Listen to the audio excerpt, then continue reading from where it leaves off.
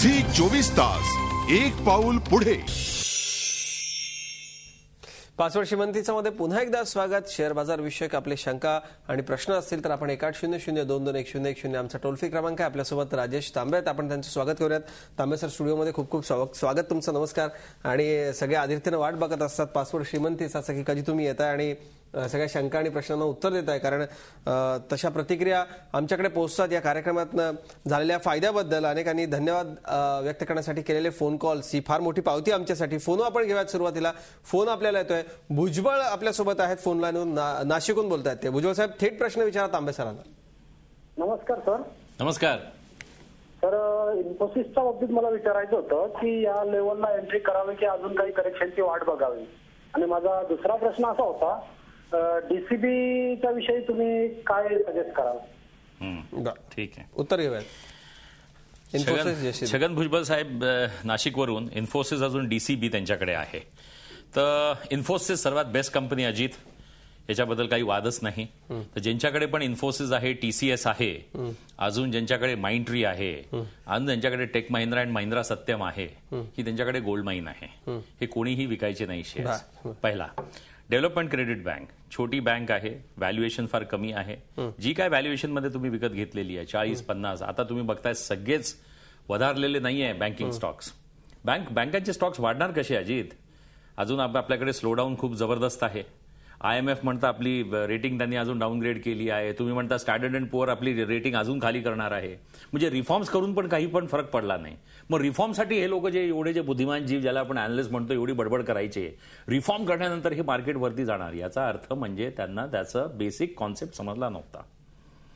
Reform करा, पण त्याची इफेक्ट तुम्हाला 3-4 वर्षानंतर दिसतील. तातडीनं पटकन लगेचच असं काय? अच्छा, रात्रीमध्ये सगळ्यांना एका रात्रीमध्ये सगळ्यांना कोण करोडपती बनायचं आहे? कोण बनेगा अब्जोपती करोडपती?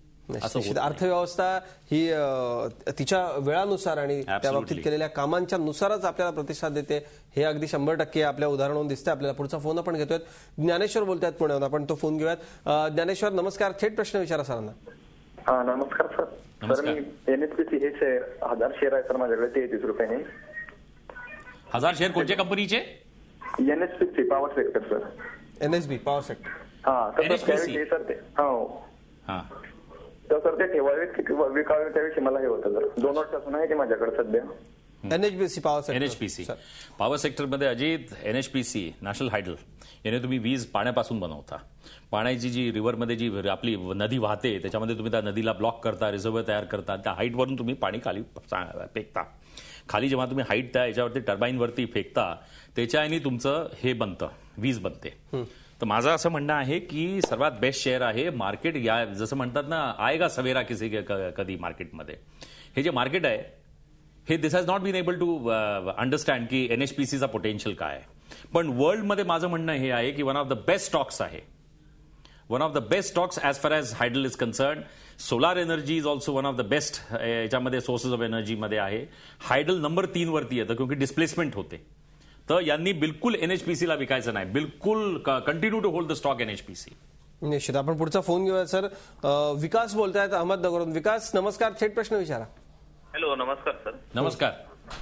हॅलो तांबे सर, माझ्याकडे सौराष्ट्र सिमेंटचे 1000 शेअर आहेत आणि मर्क MERCK मर्क त्याचे 50 शेअर आहेत माझ्याकडे, 650 रुपयाने घेतलेले.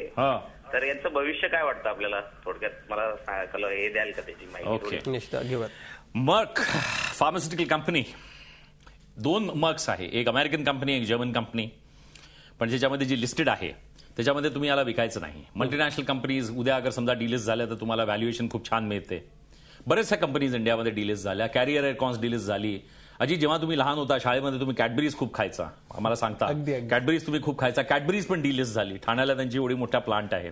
Cadbury's all over the world नाव has been taken over by Kraft Foods. तर मर्कला तुम्ही बिलकुल हे करायचं. सौराष्ट्र सिमेंटमध्ये विकून टाका शेअर आणि त्याच्यापेक्षा व्हॅल्युएशन्समध्ये इंडिया सिमेंटला ठेवा. इंडिया सिमेंटचा जो शेअर आजच्या व्हॅल्यूला आहे, पण 10% ऑफ द टोटल इन्व्हेस्टमेंटच्या वरती नाही जायचं. तर तो अगर तुम्ही ठेवला तर डेफिनेटली गुड टाइम्समध्ये डबल दी एप्रिसिएशन मिळेल, म्हणजे 100% एप्रिसिएशन मिळेल 1.5 ते 2 वर्षात. क्या बात आहे. पुढचा फोन आपण घेऊयात सर. ओम बोलतायत साताऱ्याहून. ओम, नमस्कार. थेट प्रश्न विचारा सरांना. हॅलो. हॅलो तांबे साहेब. नमस्कार, बोला.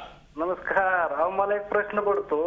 द लास्ट डॉन जी मराठीवर आल्यावर शांत का असतो? शांत का असतो? हा. थोडस चुकल्यासारखं वाटतं.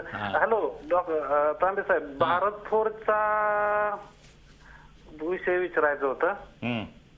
तर का आता खरेदी केली तर चालेल का भारत फोर्ज? अच्छा, तुम्हाला खरेदी करायची विचारत बाबा कल्याणीची कंपनी पुण्याची आहे आणि पुण्यावरूनच 90 किलोमीटरवर हे साताऱ्याचे.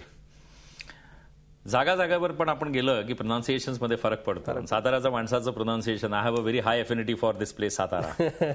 कारण सगळे तिथे आपले खूप हे आहे, फार स्पिरिच्युअल स्थानं खूप आहे.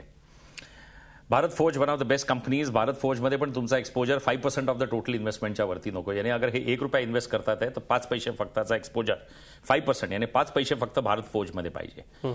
तर ओम साहेबांना माझं म्हणणं हे आहे की सगळे पैसे भारत फोर्जमध्ये टाकू नका. कोणत्याही कंपनीमध्ये सगळे पैसे टाकायचे नाही. हा सर्वात पहिला थंब रूल. आणि Bharat forge fundamentally a good company. पण क्योंकि कास्टिंग्स फोर्जिंग्स बनवतात, आता तुम्ही बघितलं स्टील इंडस्ट्रीमध्ये असा काही खूप जास्त बूम नाहीये. अनलेस जोपर्यंत टर्न अराउंड येत नाही इकॉनॉमीमध्ये तोपर्यंत भारत फोर्जचा पण शेअर वरती नाही जाणार.